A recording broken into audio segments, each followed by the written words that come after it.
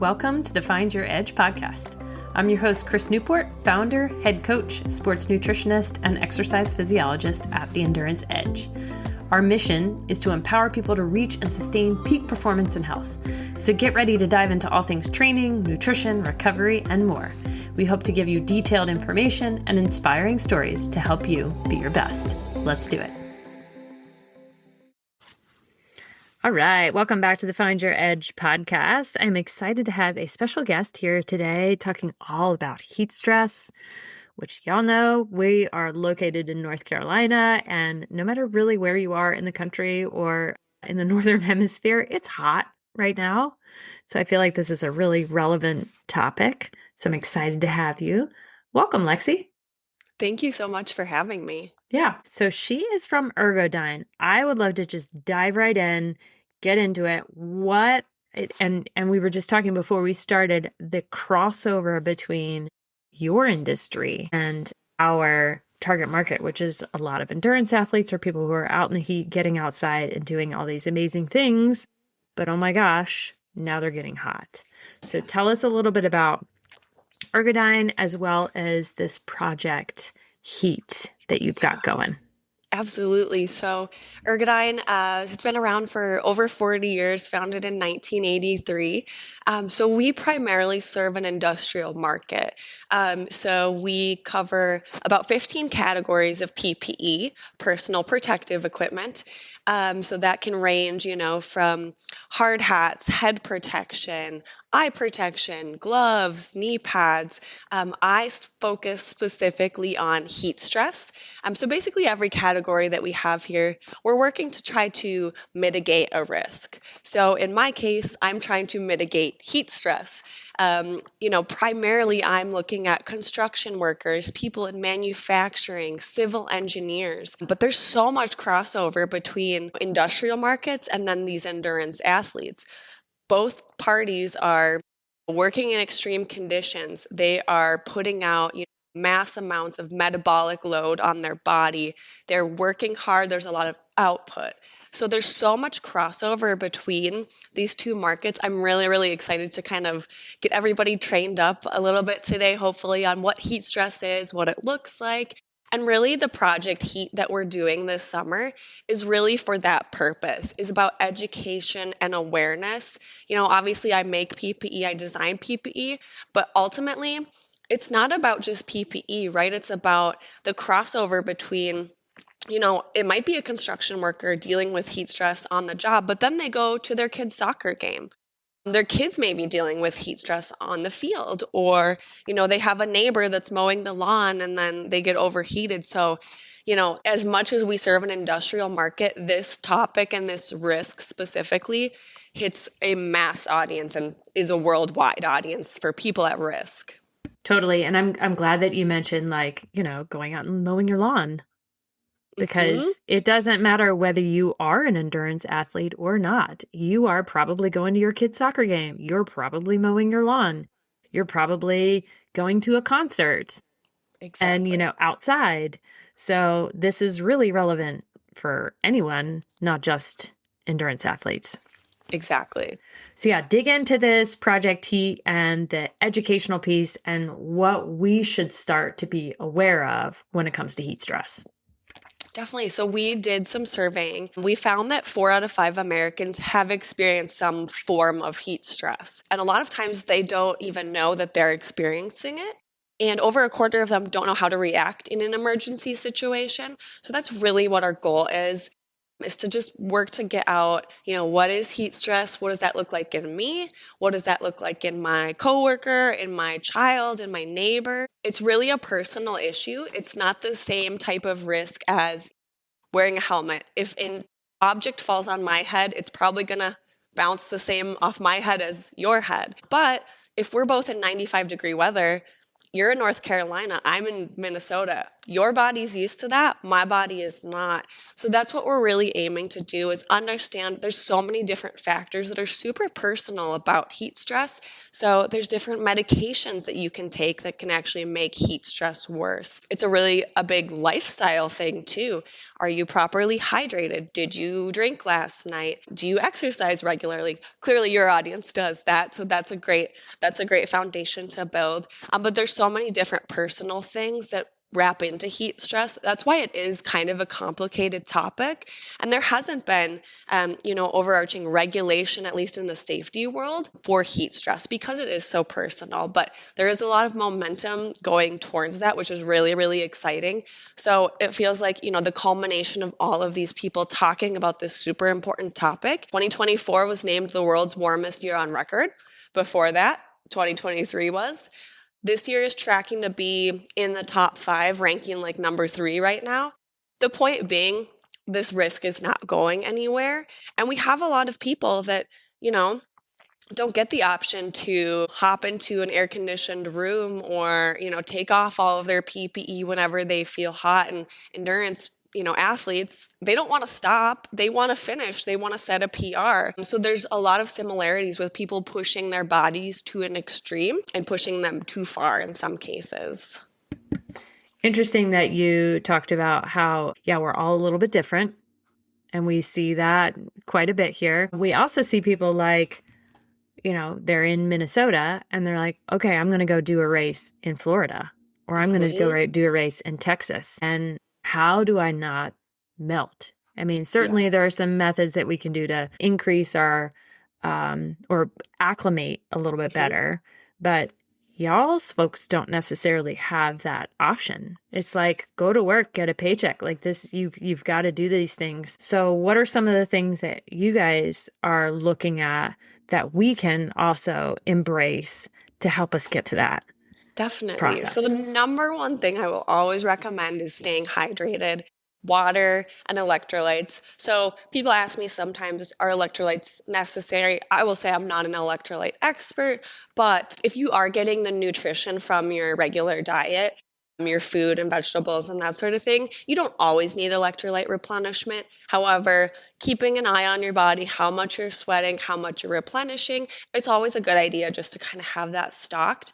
And you mentioned the word acclimatization. We talk about that a lot, actually. So typically, what we see when we see incidents and fatalities happening from heat stress, that is within the first 1 to 2 weeks on the job.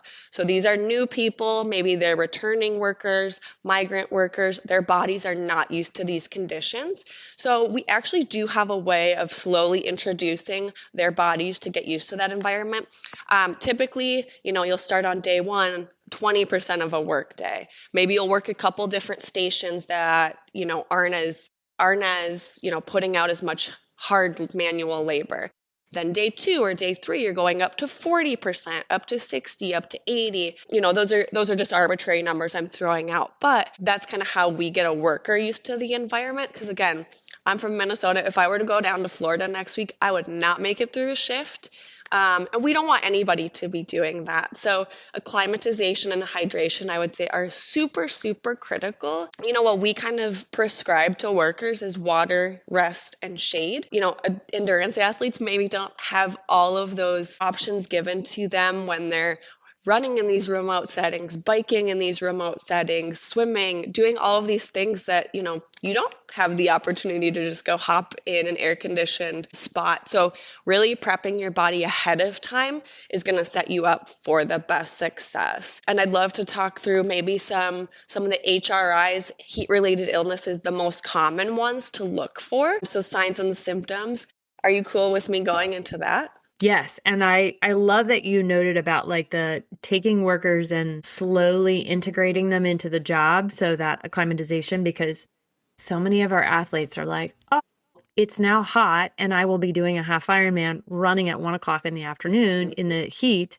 Therefore, I'm just going to go out for a run at 1 o'clock in the afternoon on the first day that it's super hot. Mhm.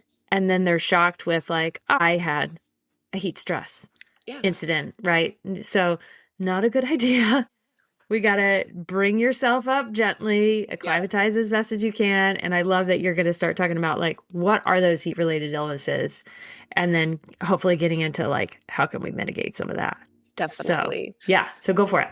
Okay. Yeah. So from least severe to most severe, and these are good things to look out for again before we get to like the final stage of heat stroke, which is a medical emergency. So heat rash, that's a really obvious one to be able to see the signs of. So kind of how it sounds, your skin will start to get blisters. It might look like they burnt, like it's burnt almost. So that happens because our sweat ducts can get clogged. And then, we stop sweating. There's a ton of moisture sitting on our skin. It's not evaporating. So a lot of times we maybe don't have the benefit of airflow, or maybe we're in a super hot, humid condition. It's harder for evaporative cooling, basically our body sweating and that sweat evaporating off our body. It's harder for that to happen when there's a ton of moisture in the air.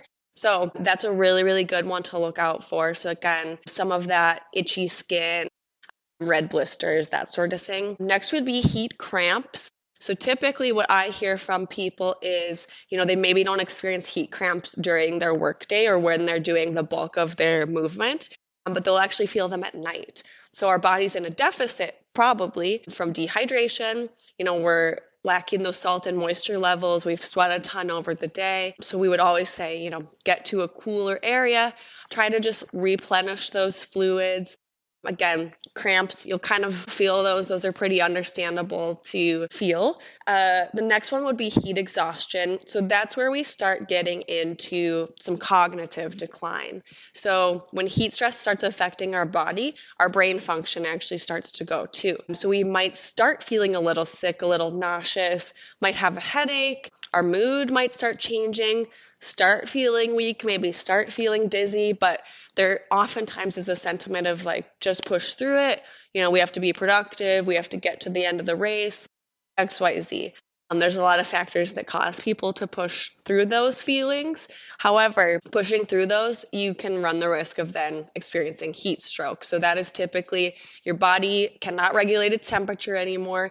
There may be, passing out, fainting, again, dizziness, confusion. So the example I like to use is, I don't have my water bottle in here, but when people start using things the wrong way. So, you drink from a water bottle from the top, you have to maybe flip the cap off. So if people are, not taking the cap off and trying to drink their water, or they're holding it upside down, confusion is a real part of this. And sometimes, a bystander is just like, okay, this person's having a day or something along those lines. But truly, the cognitive decline is one of the final stages of heat stroke. And we like to say react within 30 minutes of somebody going down with heat stroke. So when you're in these super remote environments, or maybe doing one of these races, or working on an industrial site where there is not an air conditioned trailer, my car is 3 miles away, I can't go sit in there to recover. What do we do? There's a couple really good hacks, I would say. So anywhere that you would take a pulse on your body is going to be a really good point to apply cooling PPE, ice packs, a cooling towel, anything along those lines. So that's where our blood vessels are towards the top of the skin.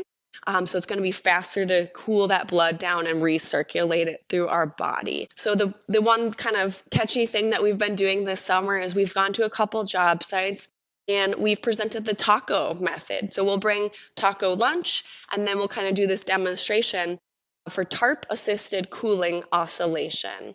So essentially, we're making someone into a taco. So if somebody goes down from heat stroke, basically, what do we do in the super remote environment? How do we act quickly? A lot of people will have, their lunchbox cooler, some ice, some water, something along those lines. So what we say is, lay a tarp down, get that person into the tarp. It's really kind of simulating an ice bath, or a cold plunge. So then we'll put that water, that ice on them, oscillate them in that tarp. We're trying to get that core of the body cool as quickly as possible. So where those vital organs are, that's what we want to cool down as quickly as possible. So we've had some fun with the education portion of this too. Get a taco, make a taco of your coworker. I think just sometimes safety training can be a little boring. So what we try to do is make it as engaging as possible, and really kind of have these things that, you know, cross over into your life that you can remember a little bit more. So everybody eats tacos, or a lot of people eat tacos probably. So trying to just, pinpoint these things that can cross over outside of just the work site and into life in general. So cool. I love those tips. And similarly, as you may know, ice baths are very popular in the athletic community, whether you're an endurance athlete or CrossFit or whatever.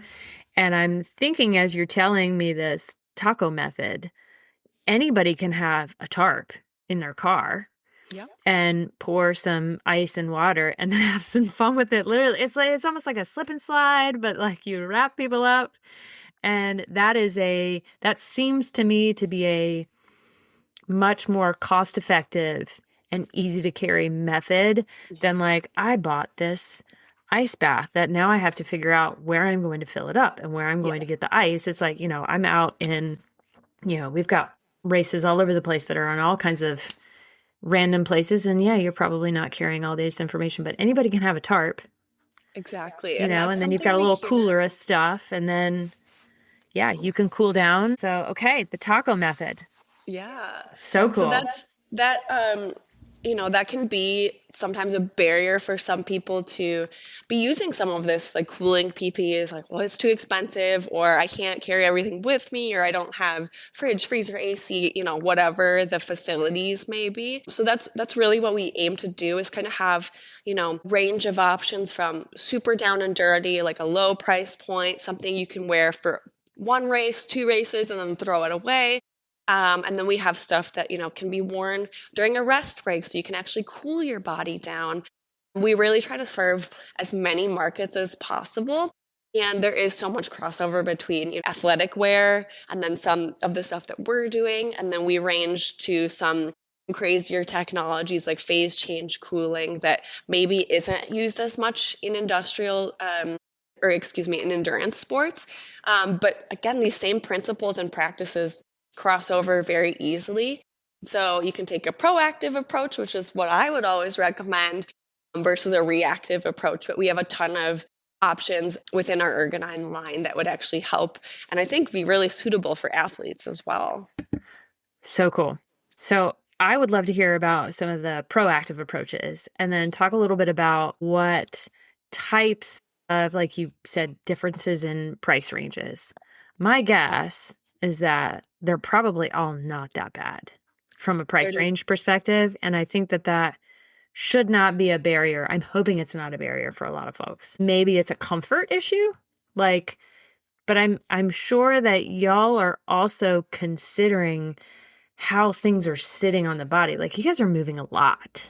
yes. Yeah. So, So I would say, um, you know, the principle of evaporation, evaporative cooling. So that's our body's built-in way of cooling itself down as sweating. So anytime we can be choosing fabrics that are lightweight, moisture wicking, hopefully UPF rated, ultraviolet protective factor. So we talk about SPF, which is sunscreen, UPF, which is typically in textiles and clothing. Anytime we can protect our body from those rays of the sun, that's really important. And I will just plug, we also do sunscreen as well. So SPF 50, it's really, really great. Would highly recommend it. But not everybody likes to wear sunscreen. I know that's a very preference based thing. So yeah, if we can be choosing these textiles that are working for us already, we don't have to apply sunscreen. So one that's really popular is our cooling sleeve. So it's basically from bicep to the wrist. It's just giving more surface area with that fabric to contact with the skin, grab that moisture, repel it away. It's going to basically enhance our body's natural way of cooling itself down. So those are a really, really easy opening price point option. Again, those can be worn multiple times. Nothing washes out. The cooling effect doesn't wash out. You can wear them wet or dry. We use that fabric all across my line. So I've got t-shirts, I've got long sleeve. We have people who wear hard hats. A lot of those people tend to have, shaved heads, bald heads, a small amount of hair. So there's a lot of sweat rolling down underneath that hard hat. We have cyclists wearing helmets, that sort of thing. We do skull caps that are, kind of as they're as they're named, a small cap that just sits on the base of your head. Again, getting that sweat, getting that moisture off of our skin. And we really do design with workers in mind. So, like you had kind of mentioned, comfortability, durability, and lasting a full shift is really important to these workers. So we range from things that, you can swap out every hour, every couple hours, to things that'll last a little bit longer, more like your whole workday. So it kind of just depends on, what are the activities that you're doing? Do you have the ability to be swapping things out? Maybe put something back in the fridge to recharge it, reactivate it, get it cold again, basically. So there's so many options. And to your point, we actually specifically like to bring in workers to our office. Hey, try this on. Can you move in this? What are the pain points? What do you feel like would be better about this? And we really open it up to the worker. So we call it voice of the customer. I am not a frontline worker. I am also not an endurance athlete. But these are the people that are out there every day experiencing the real environment. So, who would know better about what their needs are than them? So, we love bringing people in to talk specifically about fit, performance, comfort, because if you feel like a dork and it's not comfortable to wear your PPE, people aren't going to wear their PPE. And that is a fact of the matter, which is, I'm the dork of the neighborhood. I will wear my vest while I'm out doing the lawn or gardening and stuff. But, all jokes aside, making stuff that people actually want to wear and feel cool wearing is really, really an important part of it, because it is so preference based too, actually. Yeah, totally. And I love that you mentioned vests because this is definitely making its way into the endurance world. So tell us a little bit more about cooling vests. Yeah. So there are a ton of different options. I will say there are different technologies that are suited for certain environments. So depending on where you are, so like let's take Phoenix for an example, super dry, not a ton of humidity. We have some dry evaporative vests that perform really, really well there. So it's basically a vest, you fill it with cold water. There's a few holes all over the vest. It's again that principle of evaporation. As water evaporates off the body, it takes some of the heat from the surrounding air and that cools the body down.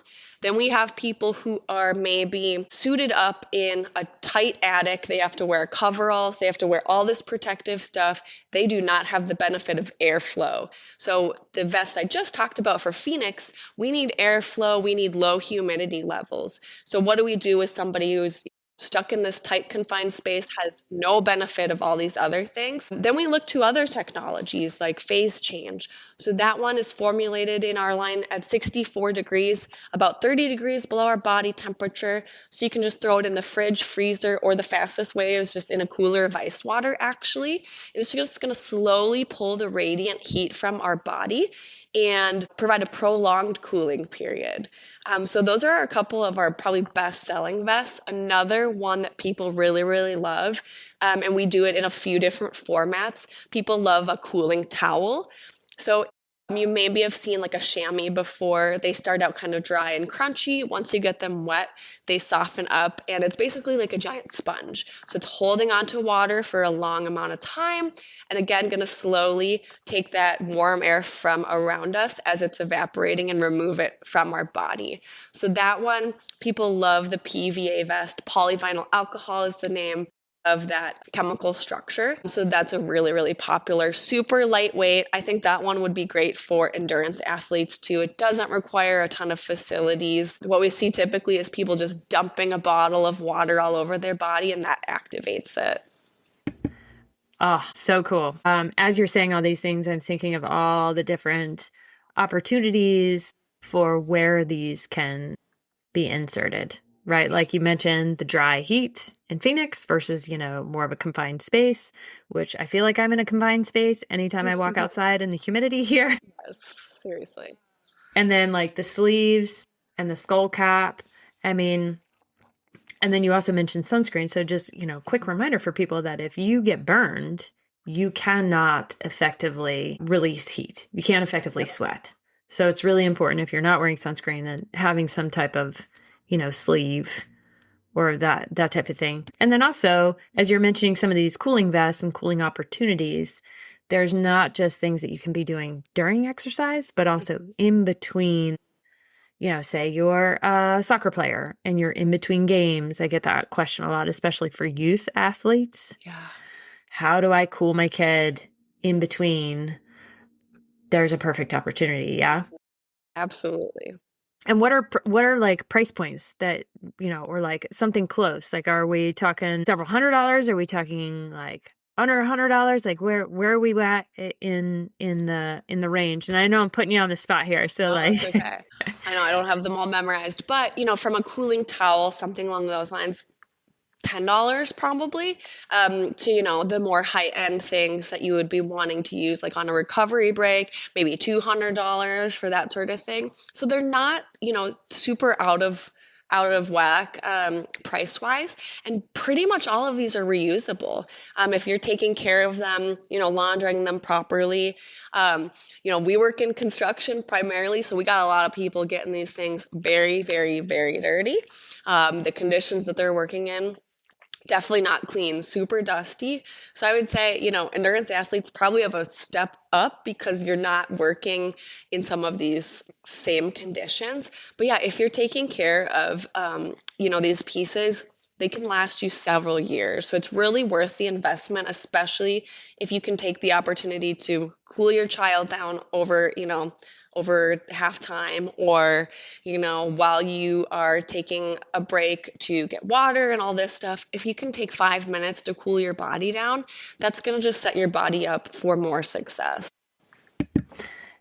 and sometimes people don't realize, since, I'm really deep into the fueling and hydration part. If you are cool, you can better digest and Hmm. assimilate nutrients and get all those electrolytes that you're trying to put in, because one of the side effects, if you're too hot, you might be nauseous, you might be vomiting, and then we're in a pickle because then you Exactly. can't get anything actually down the hatch. So if you can Hmm. cool yourself physically, that's much easier to be able to take in those fluids, take in those electrolytes. So Exactly. really crucial things. Love this. Pickles are a great way to get electrolytes as well. What is? I missed it. Pickles. Now that you Pickles. mentioned Oh my pickles. gosh. You're speaking my language now, Lexi. Yeah. My favorite. Yes, that addition of acetic acid, interestingly, which is vinegar. Hmm. So a lot of people will think of like mustard packets too. So they're, Yep. and then a lot of people think they're tasty. So Hmm. bonus there. Good little Yeah. snack too. Cool. So we talked about acclimatization. We talked about different products. We talked about the different levels of heat stress, which also got me thinking, if you are someone who's a supporter of an athlete, if you really know your athlete really well, you're going to know if they're in trouble. Oh yes. So, you're not just ringing the cowbell and holding up the sign that says "Go Daddy" or whatever the sign says. Hmm. Like, you're in it to make sure that they're being safe. Exactly. And that's Yeah. something we will always say too.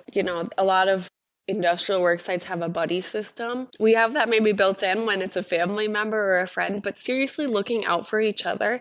While heat stress is extremely personal and you might be the only one to feel the nausea or the dizziness, we know our family members and our friends very well that we should be looking out for those signs, especially if you are coming up on a race or one of these events. Like, adrenaline is pumping.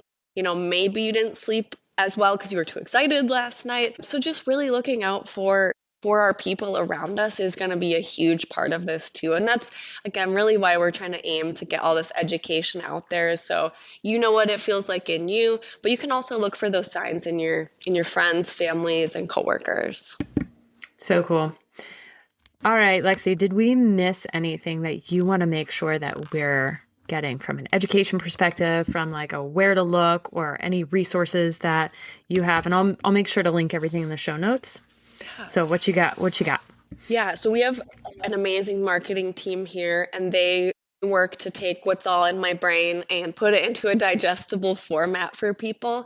So we have a really great website. And if you're concerned about any other risks like cold stress or ergonomics or anything else like that, we have a ton of understanding the risk, understanding the hazard. We have a lot of resources on our website that would be really great, to read up on if you're interested in that sort of thing. Specifically for heat stress, it's going to be ergodyne.com/heat-stress.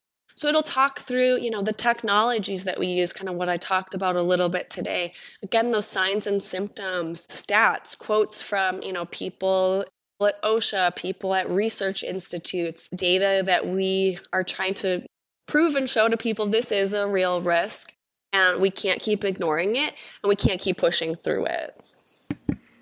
Yeah, that's really great information to have. So if the listener walks away with maybe 2 or 3 tips that you absolutely want them to absorb and take home, what would those things be? I would say water, rest, and shade. That's been, the prescriptive method for preventing heat stress for decades at this point. So making sure your body is properly fueled, making sure you are taking a rest break and listening to your body when you start feeling some of these symptoms. And then ideally, if you can get out of the direct sun, if you're outside, or if you can get into a more climate controlled AC environment, those are going to be just the best ways to get your body in a better spot. Because, ultimately I want people to buy PPE, but first and foremost, the PPE won't work if their bodies aren't, properly set up for their race, for their workday. So I would always say, make sure you're taking care of your body first and foremost. Such great tips. Love it. All right, Lexi Engelbart from Ergodyne, thank you so much for joining us today and for teaching us all about heat stress. Thank you so much for having me. Thanks for listening to the Find Your Edge podcast. If you like what you heard, don't forget to subscribe on your favorite podcast platform so you never miss an episode. And if you're interested in learning more about our endurance coaching, sports and wellness nutrition, metabolic and sweat testing, triathlon training team, or our triathlon training library, be sure to check us out at theenduranceedge.com. And don't forget to follow us on social media at The Endurance Edge. Thanks again, and we'll catch you next time.